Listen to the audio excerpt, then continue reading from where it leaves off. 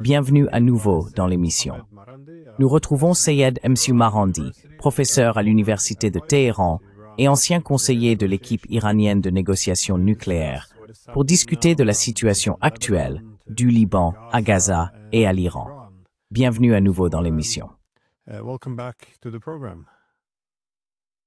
Salut Glenn, merci beaucoup de m'avoir invité à nouveau. C'est toujours un grand plaisir.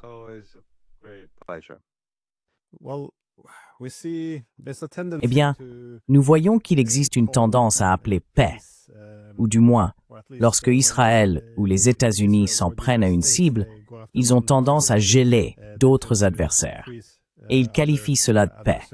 Par exemple, nous avons vu qu'il y avait, et qu'il y a toujours, de fortes sanctions contre le Venezuela. Mais après l'intervention et l'invasion de l'Ukraine par les Russes, les Américains ont décidé que finalement, le Venezuela n'était pas si mauvais que cela, et qu'ils pouvaient améliorer leurs relations, car ils avaient besoin d'une autre source de pétrole. Nous observons également cette tendance au Moyen-Orient. L'un des stratagèmes d'Israël a toujours été de s'en prendre à un adversaire à la fois et de maintenir les autres conflits stables, qualifiant encore cela de politique de paix. La dernière fois que nous avons eu un accord de paix entre Israël et le Liban remonte à... Était-ce en novembre 2024? Et cela a ensuite été suivi par les attaques contre la Syrie et la chute d'Assad le mois suivant.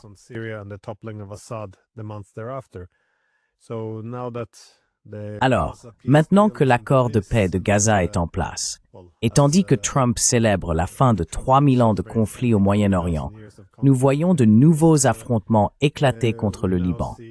Il y a eu beaucoup d'attaques récemment, surtout au cours de la dernière journée. Je crois qu'il y a eu jusqu'à 20 frappes aériennes dans le sud du Liban. Voyez-vous cela comme faisant partie du même schéma? Ou pensez-vous qu'une guerre plus large contre le Liban est désormais envisageable? Ou s'agit-il simplement de bombardements progressifs et à petite échelle?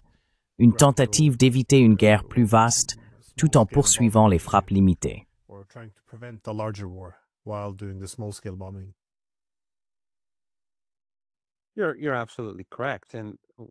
Tu as tout à fait raison.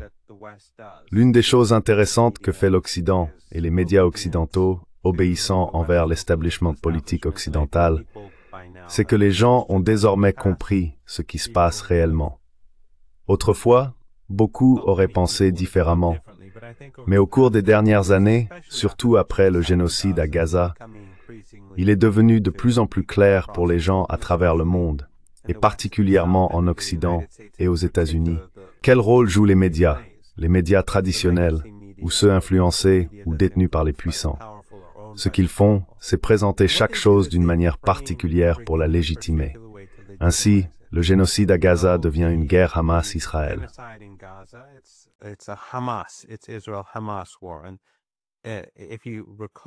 Et si vous vous souvenez, il y a un jour ou deux, Trump a dit que le Hamas avait perdu quelque chose comme 70 000 personnes. Je pense qu'il faisait allusion au nombre officiel de morts à Gaza. Donc tout le monde est Hamas. Les nourrissons sont Hamas, les femmes sont Hamas, les écoliers sont Hamas. Tout est Hamas. Cela légitime le meurtre de masse. Et vous savez, en dehors de cela, probablement des centaines de milliers de personnes ont été tuées à Gaza, en partie parce que beaucoup sont encore sous les décombres. Nous ne connaissons pas le véritable chiffre. Beaucoup de gens meurent aussi de choses comme le cancer, il n'y a pas de médicaments ou d'infections et ils meurent.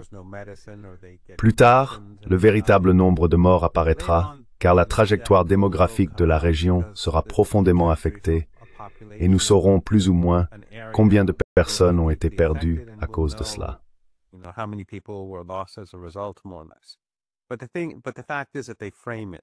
Mais le fait est qu'ils présentent les choses d'une certaine manière, et c'est exactement ce qu'ils ont fait en Syrie.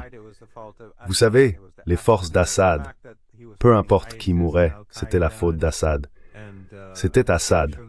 Le fait qu'il combattait Daesh, Al-Qaïda et Jaish al-Islam ainsi que tous ces groupes terroristes takfiri financés par les États-Unis et leurs alliés régionaux, que ce soit le Qatar, Erdogan ou d'autres, au service du régime israélien, ça n'a aucune importance. C'est toujours Assad. Au Liban, ils font la même chose. Ils parlent de bastion du Hezbollah. Quand la guerre contre le Hezbollah a commencé l'année dernière, quand les combats étaient vraiment intenses, j'étais à Beyrouth.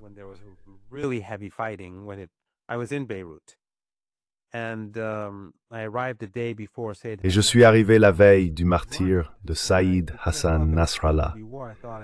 Comme je pensais qu'il allait y avoir une guerre, je me suis dit que si j'étais sur place, je pourrais aider avec les médias et ce genre de choses. Je ne pensais pas que les événements se dérouleraient ainsi. Mais lorsque la guerre a commencé, les médias occidentaux, y compris les journalistes à Beyrouth, qualifiaient chaque endroit touché de bastion du Hezbollah. Pourtant, il s'agissait simplement d'immeubles d'habitation dans le sud de Beyrouth, où vivaient 10 ou 20 familles dans chacun d'eux. C'étaient de simples immeubles résidentiels ordinaires. Et ces journalistes occidentaux le savaient, car ils avaient des fixeurs libanais, des chauffeurs libanais, des producteurs libanais.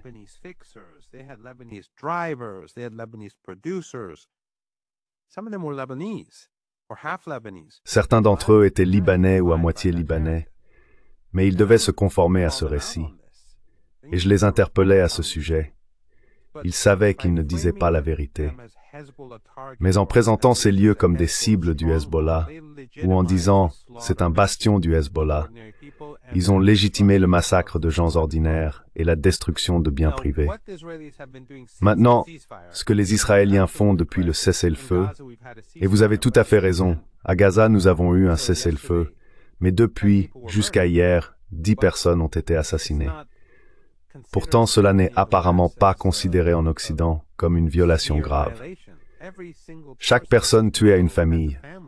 Elle a des proches, peut-être des enfants, une épouse, un mari, des parents, des gens qui dépendent d'elle, des gens qui l'aiment.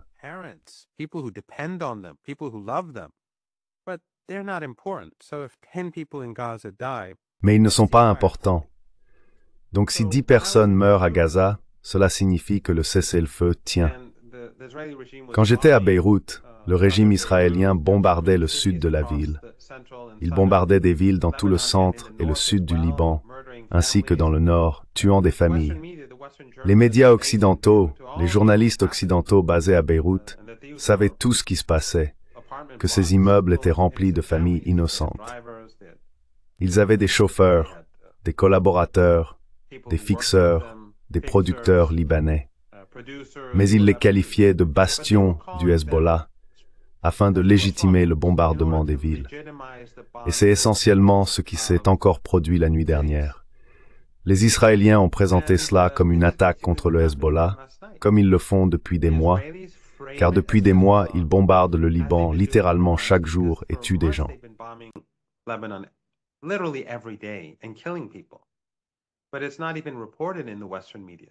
Mais cela n'est même pas rapporté dans les médias occidentaux. Près de 300 personnes ont été assassinées depuis le cessez-le-feu avec le Liban. Et ce qui est intéressant, c'est que ce sont les Israéliens qui ont demandé le cessez-le-feu et que les gouvernements occidentaux en sont les garants. Pourtant, ils tuent des citoyens libanais chaque jour. Même hier, il y a eu plusieurs attaques. Ils ont largué des grenades ou des grenades assourdissantes sur des agriculteurs dans le sud. Ils ont tué une personne ailleurs. Puis ils ont bombardé des usines appartenant au secteur privé qui étaient en train de se reconstruire. Ce que font les Israéliens, c'est assassiner des gens et tenter d'empêcher les habitants ordinaires de reconstruire leurs maisons dans le sud. Ils essaient de procéder à un nettoyage ethnique du sud du Liban. C'est leur objectif. L'Occident le sait. L'ADZ occidentaux basés à Beyrouth lavent.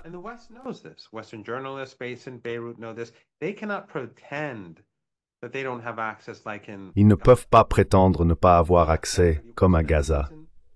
Il y a des dizaines d'ambassades occidentales à Beyrouth. Toutes les grandes agences de presse y sont basées, avec des employés locaux. Ils savent ce qui se passe. Mais ils n'en parlent pas dans ce contexte, parce que c'est simplement comme ça. C'est, vous savez, Al-Qaïda et Daesh. Souvenez-vous de la Syrie, quand Jolani, qui est récemment allé aux États-Unis, y est arrivé, il a été bien accueilli. C'est le chef d'Al-Qaïda en Syrie. Il se rend à New York le même mois que celui où les attentats du 11 septembre ont eu lieu il y a quelques décennies. Et ensuite, il a une rencontre avec Petraeus, comme on l'a vu, ce qui était très étrange, où Petraeus lui dit « Je suis l'un de vos plus grands admirateurs ». Et il lui demande, vous savez, s'il dort bien et s'il prend bien soin de lui.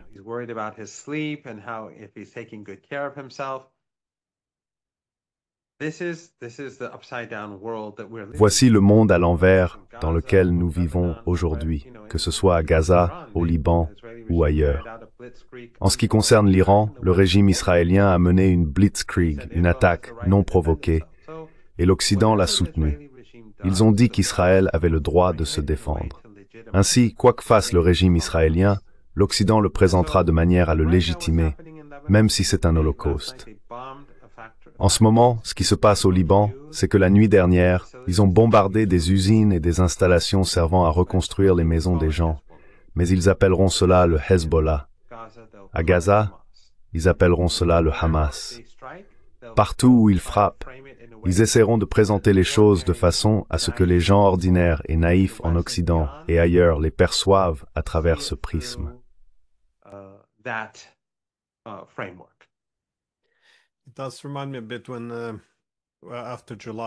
Cela me rappelle un peu quand après que Jolani et ses sbires ont pris le pouvoir en Syrie, ils traversaient la campagne en exécutant de nombreux civils. Ils ont filmé les exécutions et mis les vidéos en ligne. Et puis bien sûr, je me souviens d'une déclaration de l'UMM condamnant les loyalistes d'Assad, alors même qu'Assad n'était plus là, blâmant en somme les civils qui étaient assassinés par un chef de l'État islamique qui avait encore une prime sur sa tête à l'époque. C'est assez extraordinaire. Mais comme vous l'avez dit, la manière de présenter les choses est très importante.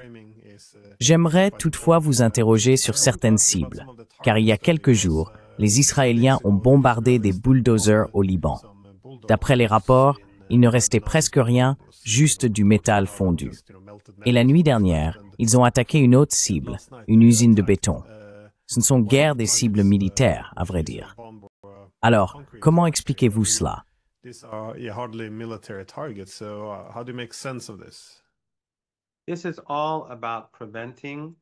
Tout cela vise à empêcher la reconstruction du sud du Liban. Le régime israélien veut empêcher les gens de rentrer chez eux. Ils les tueront, ils détruiront leurs maisons, puis ils détruiront toutes les installations utilisées pour reconstruire ces maisons, pour reconstruire les écoles, les infrastructures et les routes. C'est ce qu'ils font. Tout le monde le sait. Et le Liban n'est pas un grand pays.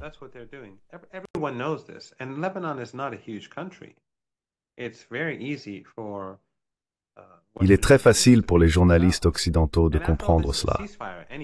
Après tout, il s'agit d'un cessez-le-feu.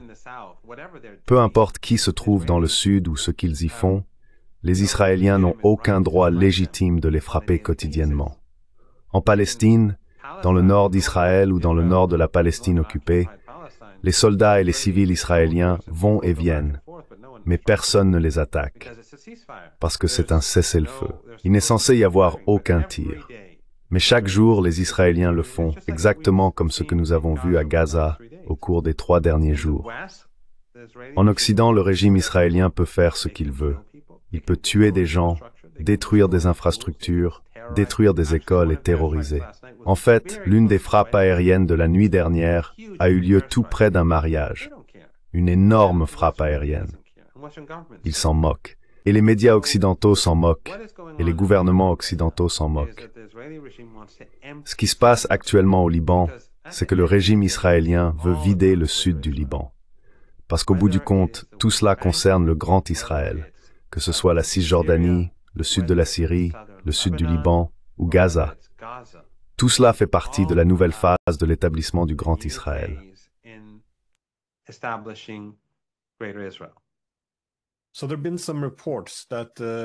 Il y a eu des rapports selon lesquels Netanyahou aurait informé Poutine ou lui aurait transmis un message destiné aux Iraniens, disant qu'Israël ne veut plus de guerre avec l'Iran, qu'il est temps pour la paix. Or, d'ordinaire, ce genre de message signifie qu'une autre cible a été choisie. Je me demandais si vous le voyez dans ce contexte. Est-ce destiné à faire baisser la garde de l'Iran avant une éventuelle attaque? Ou pensez-vous que cela soit lié à ce qui se passe au Liban? Car si l'objectif est de nettoyer le sud du Liban, c'est effectivement le moment idéal pour envoyer un message de paix aux Iraniens.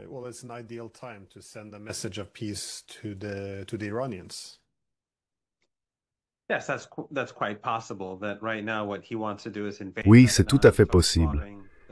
Qu'en ce moment, ce qu'ils veuillent faire, c'est envahir le Liban et commencer à massacrer les Libanais, et qu'ils ne veuillent pas une guerre avec l'Iran. Bien sûr, je pense que les Iraniens ne vont pas simplement rester là à regarder le régime israélien massacrer des citoyens libanais et s'en tirer à bon compte.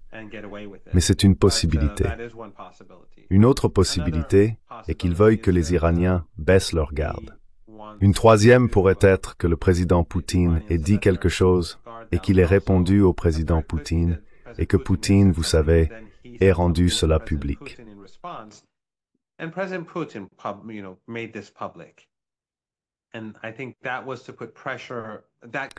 je pense que c'était pour exercer une pression, on peut aussi le lire ainsi, que les Russes veulent faire pression sur le régime israélien.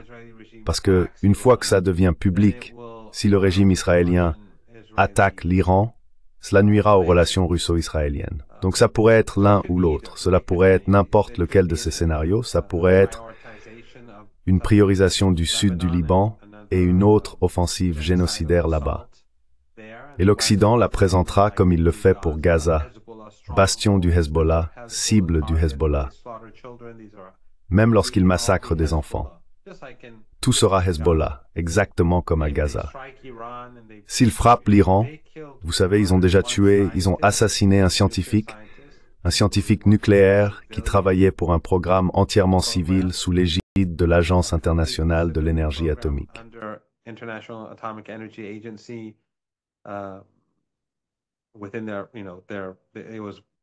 Tout cela a été surveillé par l'Agence internationale de l'énergie atomique. Ils ont tué 70 personnes dans un immeuble juste pour l'éliminer. Voilà comment fonctionne le régime israélien. Mais les médias occidentaux appellent cela un coup de maître en matière de renseignement. Faire s'effondrer un immeuble, tuer 70 personnes, dont environ 25 enfants. Et c'est ainsi qu'il présente les choses.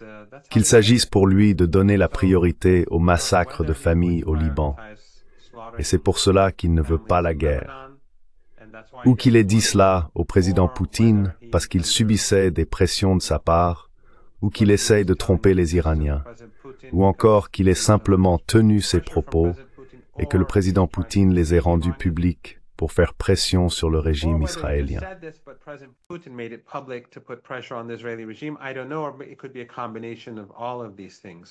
Je ne sais pas. Cela pourrait être une combinaison de toutes ces choses. Mais quiconque croit un mot de ce que dit Netanyahou est un parfait imbécile. Le Hezbollah et la résistance au Liban se préparent. L'Iran se prépare. Et rien ne les empêchera d'être prêts au pire, car tout le monde sait que l'Occident permettra au régime israélien de faire ce qu'il veut. Si le régime relance le génocide à Gaza, il n'y aura pas de sanctions. L'aide continuera d'affluer depuis l'Europe et les États-Unis, et les médias occidentaux feront tout leur possible pour détourner le regard.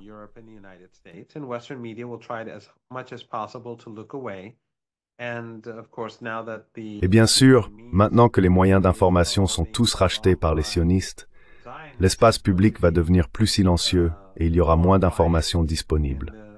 Rien ne changera. Tout le monde sait donc qu'il faut se préparer. Je suis sûr que le Hamas et le djihad islamique palestinien se préparent. Aucun doute que le Hezbollah en fait autant. Aucun doute qu'Ansarullah et les forces armées yéménites se préparent également.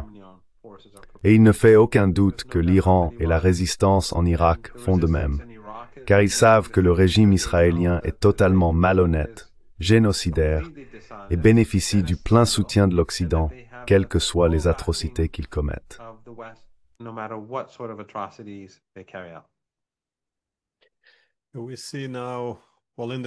Nous voyons maintenant, dans ce contexte, je me demandais, comment interprétez-vous le fait que les États-Unis envoient tous ces nouveaux moyens militaires dans la région? J'avais d'abord supposé que c'était en vue d'une seconde guerre avec l'Iran, ce qui est, eh bien, je suppose, toujours une possibilité. Mais savons-nous autre chose à ce sujet?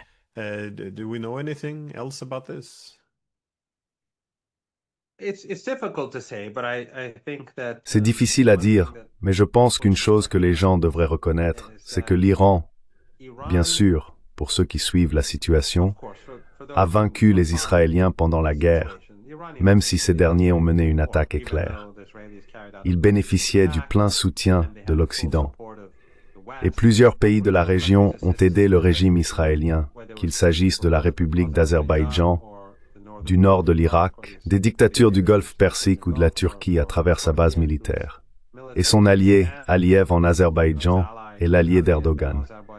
Ainsi, malgré ce réseau de soutien au régime israélien à travers la région et en Occident, les Israéliens ont perdu la guerre contre l'Iran.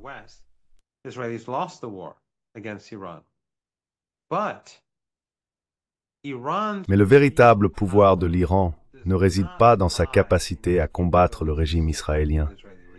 La capacité à combattre le régime israélien est importante, et si les Israéliens attaquent à nouveau, l'Iran frappera plus fort.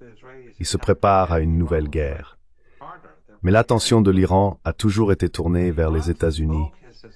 C'est, je pense, un élément que les gens devraient prendre en considération. Depuis 30 ans, les Iraniens se préparent à une guerre contre les États-Unis, car ils ont toujours estimé qu'il existait une possibilité que les États-Unis envahissent le pays, surtout depuis le 11 septembre, et plus encore après l'Irak et l'Afghanistan.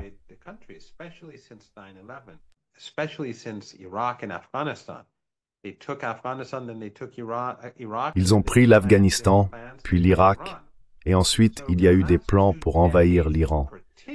Ainsi, depuis 2 décennies en particulier, les Iraniens travaillent à plein temps pour se préparer à une éventuelle attaque des États-Unis. Les véritables atouts militaires de l'Iran sont ses bases souterraines, non pas nécessairement axées sur les missiles à longue portée, mais surtout sur les missiles à courte et moyenne portée, ainsi que des centaines de milliers de drones. Ceux-ci sont positionnés près de la région du Golfe Persique, de l'océan Indien, du Golfe d'Oman et le long de la frontière irakienne, en préparation d'une éventuelle attaque américaine.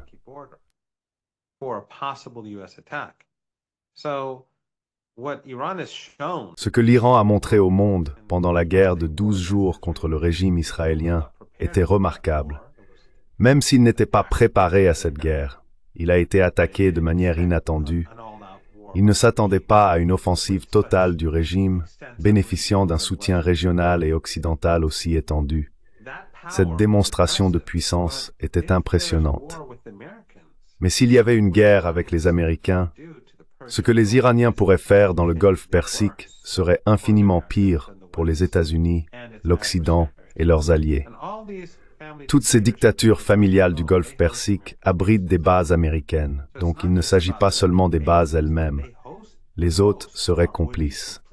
On ne peut pas avoir une base américaine sur son territoire, laisser l'Amérique y mener une guerre, puis prétendre être neutre.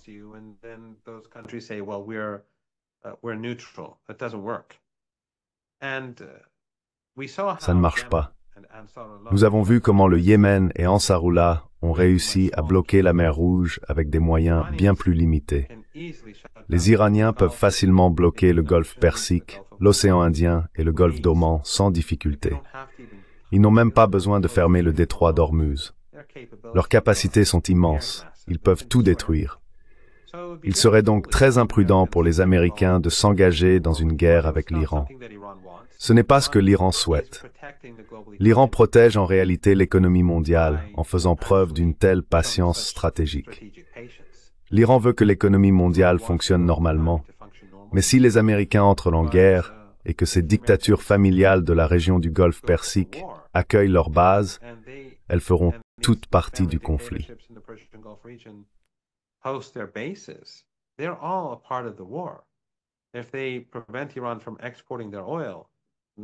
S'ils empêchent l'Iran d'exporter son pétrole, alors l'Iran n'autorisera pas les alliés des États-Unis à exporter le leur non plus.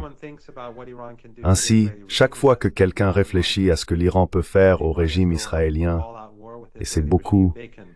Si les Iraniens se lancent pleinement dans une guerre contre le régime israélien, ils peuvent détruire ces villes facilement.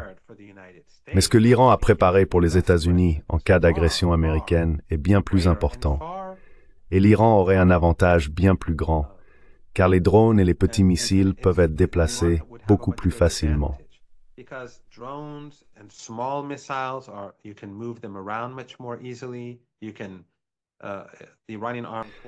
Les forces armées iraniennes seraient beaucoup plus flexibles et capables dans toute guerre avec les États-Unis, car ces grands missiles sont plus difficiles à déplacer, à installer et à lancer. Mais les missiles plus petits et les drones, très faciles. Quiconque regarde la carte peut voir que le golfe Persique n'est pas un grand espace. Et encore une fois, il suffit de se rappeler la guerre des États-Unis au Yémen, en mer Rouge, et de voir comment cela s'est terminé.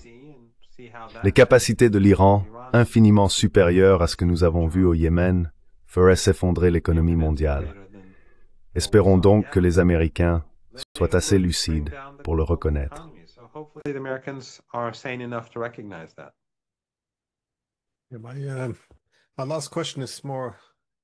Ma dernière question concerne ce à quoi vous avez déjà fait allusion, dans une certaine mesure, la possibilité que le conflit à Gaza reprenne.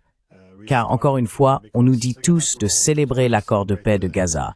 Et, comme je l'ai mentionné, Trump aurait soi-disant mis fin au conflit au Moyen-Orient.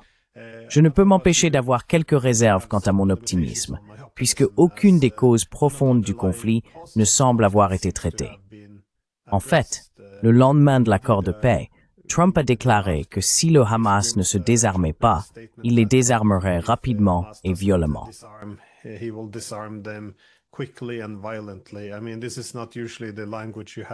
Je veux dire, ce n'est pas vraiment le genre de discours qu'on entend habituellement le lendemain d'un accord de paix. Mais il semble que cela se reflète en partie dans l'absence d'une voie claire sur la direction à prendre désormais.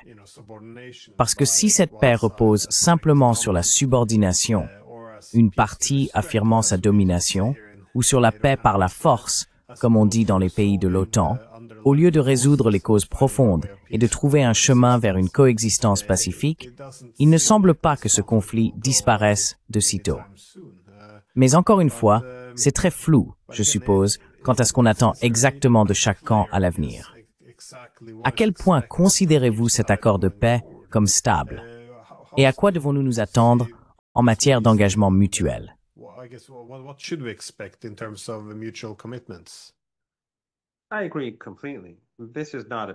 Je suis tout à fait d'accord. Ce n'est pas un accord de paix. C'était une tentative des États-Unis de forcer les Palestiniens à capituler. Mais cela montre aussi à quel point le régime israélien est faible. Car si le régime israélien pouvait terminer le travail, comme ils disent, alors les Américains n'auraient pas proposé ce soi-disant accord de paix. Et cela montre simplement que le monde est en train de changer. Les États-Unis et les élites européennes reconnaissent que les peuples du monde entier les méprisent, eux et leurs politiques, y compris en Occident, et que les gens se sont retournés contre ce régime d'apartheid, ce régime génocidaire, malgré les tentatives des médias occidentaux de détourner l'attention des gens de la réalité et de présenter le récit comme s'il s'agissait d'une guerre contre le Hamas plutôt que d'un génocide, comme au Liban. Tyne Day for worse.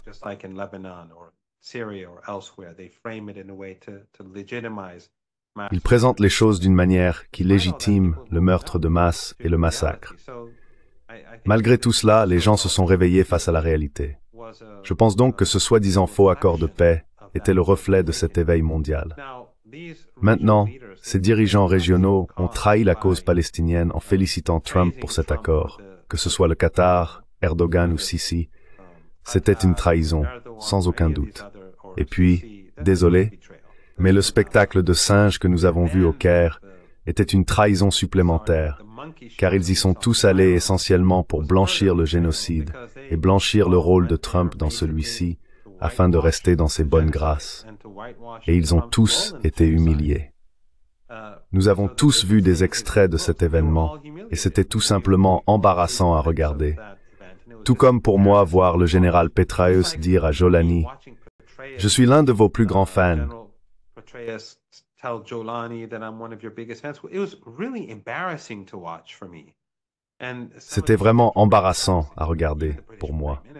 Certains de ces extraits étaient tout simplement pénibles. Même le Premier ministre britannique, sans parler des alliés traditionnels, a été humilié devant un public mondial. Mais tout cela était pour Trump. Cela n'avait rien à voir avec les Palestiniens. Je pense que la vérité est devenue évidente lorsqu'il s'est adressé à la Knesset. Il n'avait aucun respect pour le peuple palestinien.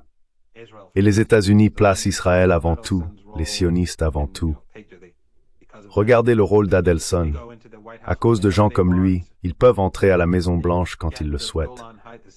Ils obtiennent le plateau du Golan syrien, à cause de l'argent, à cause du sionisme.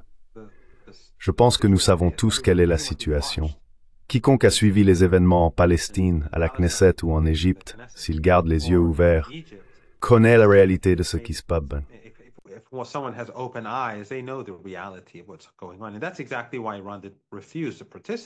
Et c'est précisément pour cette raison que l'Iran a refusé de participer, parce qu'il s'agissait d'une tentative de blanchir le génocide, de blanchir le rôle des États-Unis dans celui-ci, et d'humilier tous ces pays qui, pour une raison ou une autre, veulent rester dans les bonnes grâces de Trump.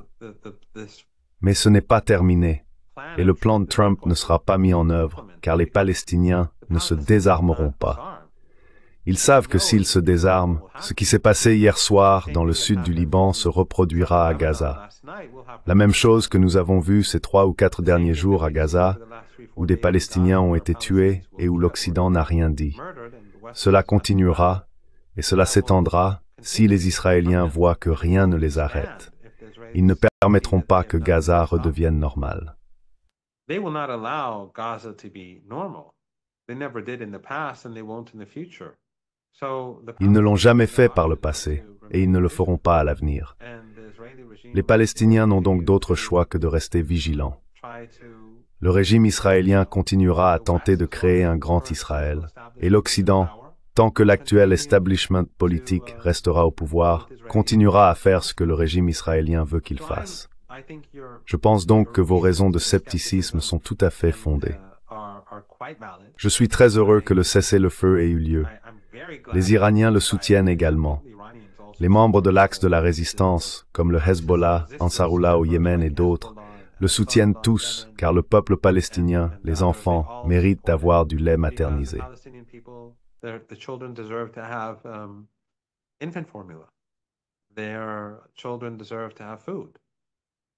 Leurs enfants méritent d'avoir de la nourriture. Leurs femmes méritent de pouvoir dormir la nuit sans entendre une bombe tomber sur leur tente. Je pense que c'est le minimum que l'on puisse espérer dans ce monde dystopique que l'Occident a créé. Ils soutiennent donc le cessez-le-feu pour que ces enfants puissent grandir et que leur croissance retardée puisse être compensée d'une certaine manière. Et ainsi, tous ceux qui sont traumatisés, les dizaines de milliers de personnes blessées et mutilées à vie, puissent avoir de l'aide. C'est une bonne chose.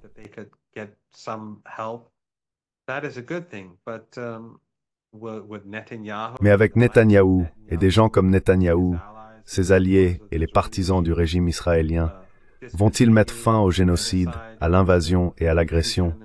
Non, cela n'arrivera pas. Et c'est pourquoi, eh bien, vous savez, le monde a changé.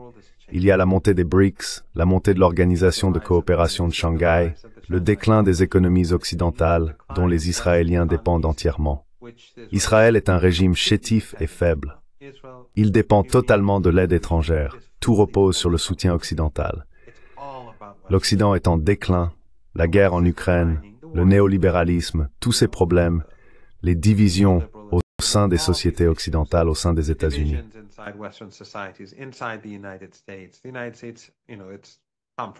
Les États-Unis, vous savez, sont en confrontation avec littéralement le monde entier. La guerre commerciale avec la Chine, la guerre en Ukraine, l'Iran, mais aussi le Brésil et l'Inde.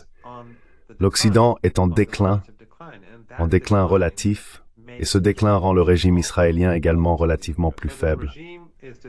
Ainsi, le régime est méprisé à travers le monde, et même en Occident aux yeux des gens ordinaires, des personnes dans les rues des pays occidentaux. Ses soutiens deviennent de plus en plus impopulaires. Ses soutiens deviennent plus faibles. Le régime lui-même est ébranlé par les crises économiques, les crises sociales et bien sûr la crise de délégitimation aux yeux de la communauté internationale.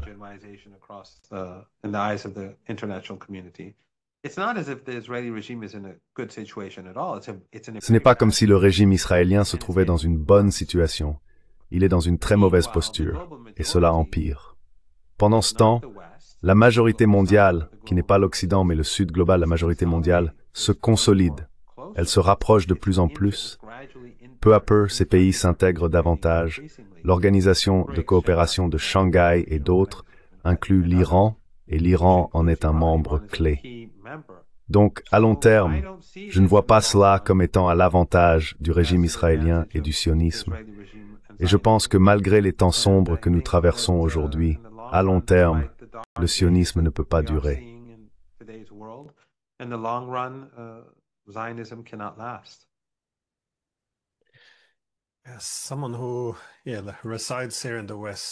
En tant que personne vivant ici en Occident, j'ai toujours été convaincu qu'à mesure que la répartition mondiale du pouvoir évolue vers la multipolarité, nous avons l'occasion de nous tailler un rôle stable, prospère et sûr dans le monde en tant que l'une des nombreuses puissances.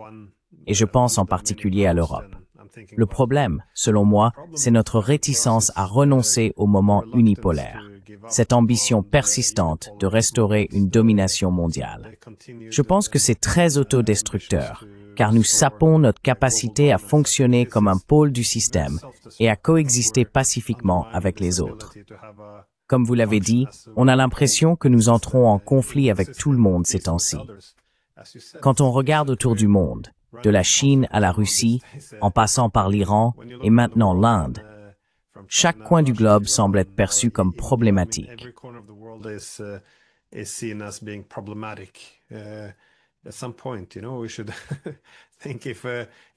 À un certain moment, tu sais, nous devrions réfléchir à savoir si notre position dans le système international reflète encore la réalité. Mais oui, juste un commentaire sur ce qui s'est passé en Égypte, parce que j'ai trouvé cela un peu absurde aussi. Je veux dire, j'étais très heureux de voir le cessez-le-feu à Gaza et une amélioration de la situation humanitaire, la fin des bombardements. Mais c'était aussi un peu comme les sentiments mitigés que j'avais avec la Syrie. J'étais heureux de voir les sanctions levées pour les Syriens, pour les civils syriens personnellement. Mais tu sais aussi quel en est le but, qui est moins altruiste. Ce que j'ai trouvé un peu de mauvais goût là-bas, en Égypte, c'est la façon dont tous les dirigeants sont venus célébrer la grandeur de Trump. Et on voit la même chose en Ukraine.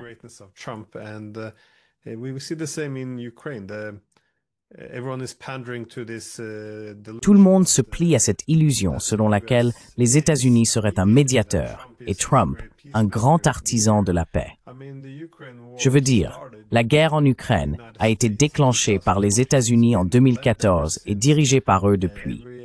Chaque tentative du gouvernement ukrainien de trouver une issue a été sabotée par eux. Et pourtant, les États-Unis peuvent maintenant se présenter comme un médiateur cherchant la paix. Et c'est la même chose aujourd'hui au Moyen-Orient. Les Américains, ce n'était pas seulement Israël. Les États-Unis ont soutenu ce génocide en Israël contre Gaza. Et maintenant, le monde entier doit se tenir là et célébrer Trump pour sa prétendue victoire, sa grande capacité à instaurer la paix. Encore une fois, je suis très heureux qu'il y ait une pause dans les tueries, même si je reste sceptique quant à sa durabilité. Mais célébrer cela comme une grande œuvre de pacification, je trouve tout cela assez étrange.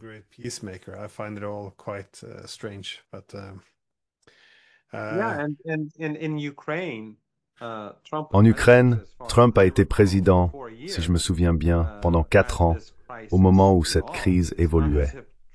Ce n'est pas comme si Trump n'en avait pas été un acteur clé. Il s'est vanté d'avoir fourni à l'Ukraine des capacités offensives et militaires contre les Russes, donc il n'est certainement pas un artisan de la paix. Et malgré sa promesse de mettre fin à la guerre en un jour, des centaines de milliers de personnes sont mortes jusqu'à présent pendant son second mandat à cause de cette guerre. Et tu as raison, Ce que nous avons vu au Caire était une trahison du peuple palestinien. Une célébration de quelqu'un qui, à la Knesset, se vantait essentiellement d'aider Netanyahou à massacrer des Palestiniens.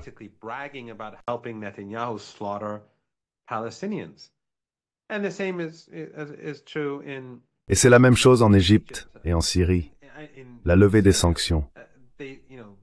Mais toutes ces personnes qui sont tombées dans le piège sectaire de l'Empire, mis en œuvre par leurs mandataires dans le Golfe Persique et par Erdogan, ont soutenu ces groupes extrémistes uniquement sur la base du sectarisme. Je veux dire fondamentalement sur le sectarisme. Ce n'est pas que l'ancien gouvernement syrien ait été un grand gouvernement, mais il est évident que l'État islamique et Al-Qaïda sont des instruments de l'Occident. Ils les ont soutenus parce qu'ils avaient été poussés vers le sectarisme par les mandataires des États-Unis. Mais aujourd'hui, le régime continue de tuer des gens, et la situation économique, Glenn, en Syrie est pire. Les sanctions n'ont toujours pas été levées.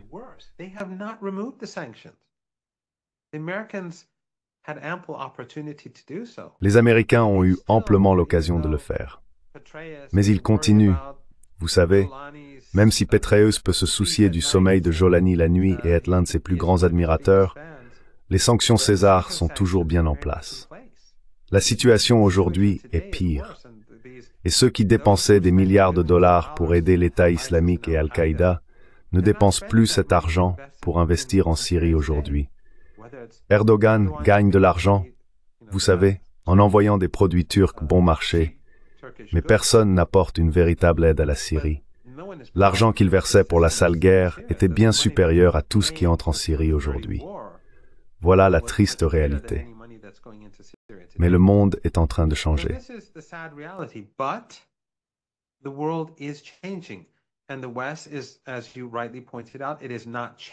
Et l'Occident, comme vous l'avez justement souligné, ne change pas avec le monde. Si l'Occident était intelligent, il reconnaîtrait que le régime israélien, son existence même, est préjudiciable à ses intérêts. Non seulement le suprémacisme ethnique est attribué à l'Occident, non seulement ces attaques génocidaires contre le Liban, contre l'Iran, la sale guerre en Syrie, les attaques génocidaires et l'Holocauste à Gaza sont imputés à l'Occident par la communauté internationale, mais les peuples du monde entier méprisent l'Occident pour tout cela. Et d'ailleurs, sans cela, quel problème l'Iran aurait-il avec l'Occident? Nous aurions des relations normales.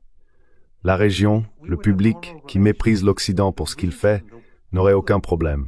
Vous auriez du commerce, des affaires, des investissements.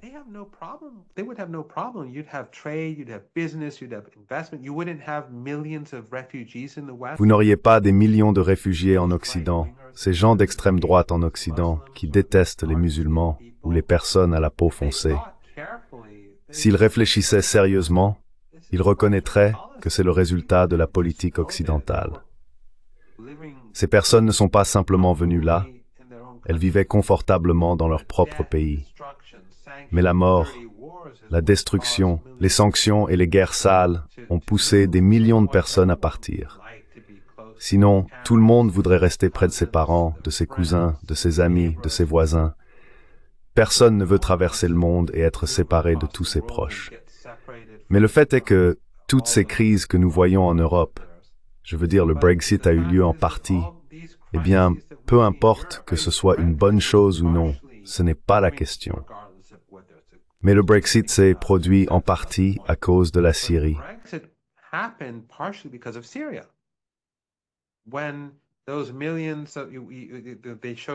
Quand ces millions de personnes, quand ils ont montré ces images de Syriens se déplaçant vers l'Europe, certaines personnes en Europe et en Grande-Bretagne ont voté pour le Brexit afin que ces gens n'entrent pas au Royaume-Uni.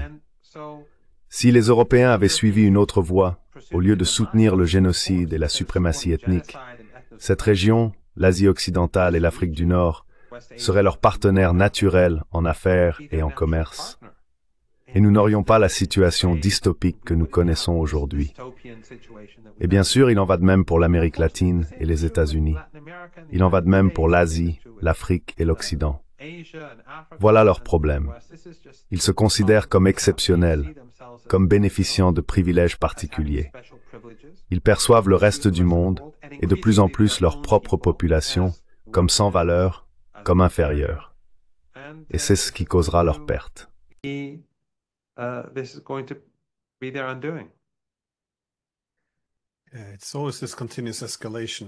C'est toujours cette escalade continue. Je veux dire, l'escalade conduit inévitablement à la guerre, surtout contre un adversaire qui ne semble pas capable de reculer ou de se subordonner. Mais je pense que le problème aujourd'hui, c'est cette obsession du peace through strength que l'administration américaine ne cesse de répéter. Mais à ce moment-là, au moment où l'on dit que la force, c'est l'escalade, ce qu'ils disent en réalité, c'est que l'escalade, c'est la paix, et donc la guerre devient la paix. C'est une manière très tordue de voir le monde, au lieu de revenir aux fondamentaux, c'est-à-dire essayer d'atténuer les préoccupations sécuritaires concurrentes.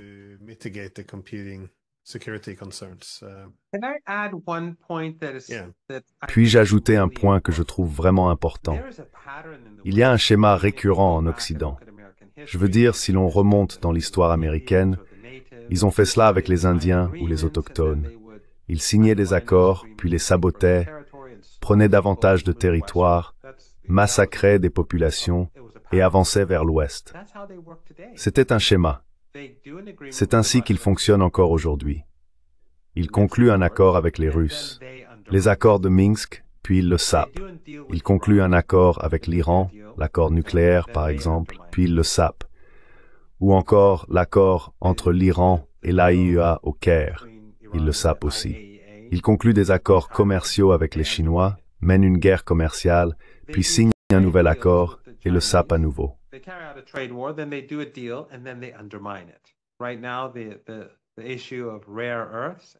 En ce moment, la question des terres rares et des minéraux n'a pas commencé avec Pékin.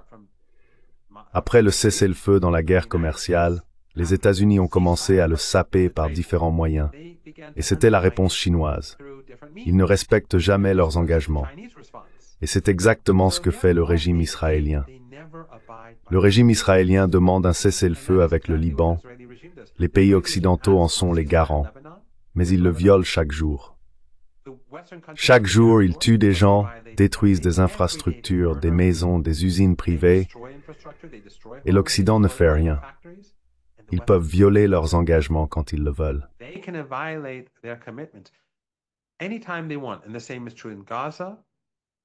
Et c'est la même chose à Gaza et ailleurs. Alors que se passe-t-il en conséquence? Peu à peu, le monde dit « ça suffit ». Nous ne voulons plus des institutions financières occidentales, car nous ne pouvons pas leur faire confiance. Nous ne voulons plus utiliser le dollar américain, car nous ne pouvons pas leur faire confiance. Nous ne voulons pas d'eux dans nos clubs, qu'il s'agisse de l'Organisation de coopération de Shanghai, des BRICS ou d'autres, parce qu'ils vont semer des problèmes.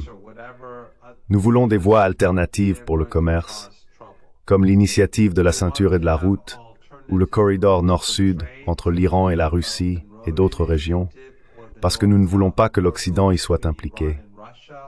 Nous voulons qu'il en soit exclu.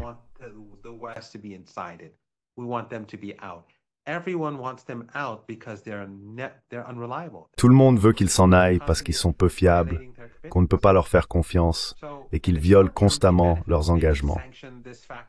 À court terme, ils en tirent profit.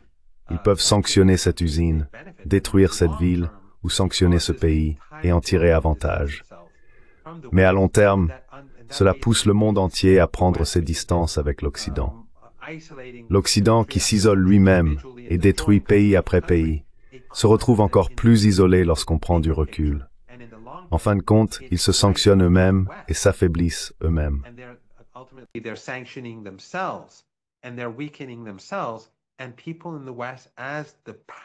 Et les gens en Occident, à mesure que le pouvoir de l'establishment diminue, commencent à voir la réalité. Ils voient à travers le récit. Les peuples occidentaux se réveillent à ce que l'Occident fait réellement. Car il ne s'agit plus seulement de l'axe du mal, l'Iran, la Corée du Nord et l'Irak sous Saddam Hussein, qui était l'axe du mal originel. À l'époque, ils pouvaient s'en tirer avec leurs mensonges, leurs guerres et leur brutalité. Mais lorsque l'axe du mal devient désormais tout le monde, la Russie, la Chine, l'Iran, d'une certaine manière le Brésil et l'Inde, l'ensemble de l'Asie occidentale, et tous ceux qui s'y opposent, où qu'ils soient, y compris les BRICS et l'Organisation de coopération de Shanghai, alors ça devient trop vaste, et ce n'est pas durable. L'Occident perd.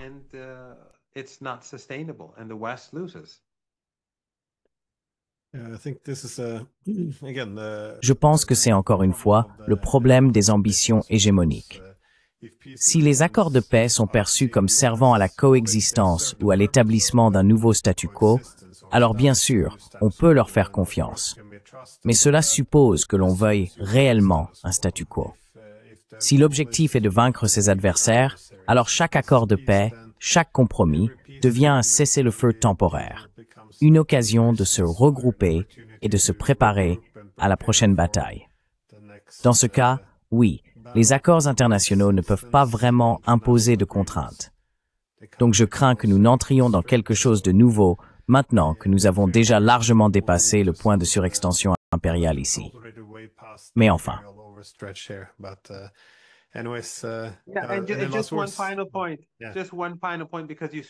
Juste un dernier point, puisque vous avez mentionné la surextension impériale. À mesure que cette puissance impériale, que cet empire décline, il devient plus grossier, et cela le blesse encore davantage qu'auparavant. Ils ont jeté le masque des droits de l'homme et de la liberté. Ils ont même abandonné le mythe du fardeau de l'homme blanc ou de la mission civilisatrice. Ils sont revenus à un impérialisme brut et pur. On bombarde simplement des bateaux dans les Caraïbes. On massacre simplement des gens. Ils ne sont même pas vénézuéliens. Mais personne, dans l'establishment politique occidental, ne proteste contre cela. On massacre des Gazaouis, on massacre des Libanais. Tout cela est désormais accompli ouvertement par l'Empire. Mais ironiquement, la réaction aujourd'hui est bien pire pour l'Occident qu'elle ne l'aurait été il y a 2 décennies.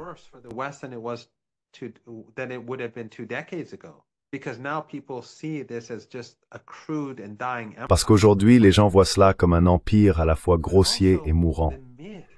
Mais aussi, le mythe de la civilisation occidentale, vous savez, je ne parle pas des gens ordinaires, je parle des élites.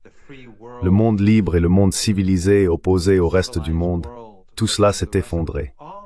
Et ce pouvoir d'influence douce de l'Occident, en même temps que son pouvoir économique et militaire déclinant, est en train d'être balayé. Ainsi, l'Empire, au lieu d'être intelligent en préservant certaines de ses parties, devient de plus en plus grossier, et il accélère l'effondrement de cet empire à une vitesse que je pense sans précédent dans l'histoire humaine, en partie à cause de l'existence de nouvelles technologies, entre autres. Mais c'est l'empire qui décline le plus rapidement de toute l'histoire de l'humanité.